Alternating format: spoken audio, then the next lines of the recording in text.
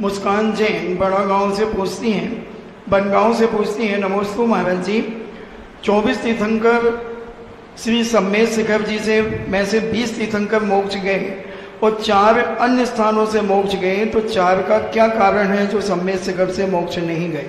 केवल ज्ञान के बाद सब कुछ सहज परिणति होती है, और केवल ज्ञान के बाद जो कुछ भी परिणमन होता है तीर्थंकरों का, वो निमित्त प्रधानी होता है, उपादान प्रधानी नहीं। निमित्त प्रधान को लेकर अरहंत भगवान का सब कुछ होता है।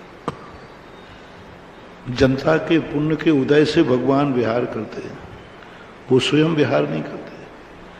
उनके उपादान में तो विहार करना लिखा ही नहीं। उनका जो विहार होता है पुण्यात्मा जीवों के कारण, नैमित्तिक। पुण्यात्मा जीवों का पुण्य बढ़ता है, उस तरफ वो मुड़ जाते हैं। समोषण की रचना होती है, वो विराजमान हो जाते हैं।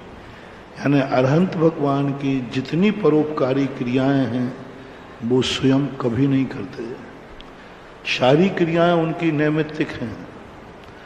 भगवान को तो खबर ही नहीं है कि मैं विहार कर रहा हूं। उनको तो ये भी मालूम नहीं कि मैं समोषण में बैठा हूं।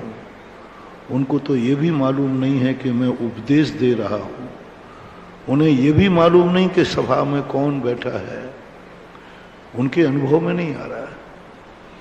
पूज्यवर कुंद भगवान ने नियम सार के अंदर स्पष्ट कहा, भगवान निश्चय नय से अपनी आत्मा में लीन है। बाहर का सब कुछ जो हो रहा है, उनको कुछ भी खबर नहीं है, उनको कुछ भी पता नहीं है, बस हो रहा है। और जब स्वयं उपादान कहीं चला जाए, उपादान का उपयोग कहीं और हो, तो जो कुछ भी क्रियाएं हो रही हैं वो सब नैमित्तिक मानी जाती हैं, उपादान कृत नहीं। इसलिए निमित्त का जब पुण्य, उस भूमि का कभी पुण्य इतना बड़ा हो गया कि सम्मेद शिखर के समान किसी पहाड़ का पुण्य है, तीर्थंकर उस पहाड़ की तरफ मुड़ जाएंगे, इच्छा पूर्वक नहीं, सहज भाव में चले गए। ये मानना चाहिए।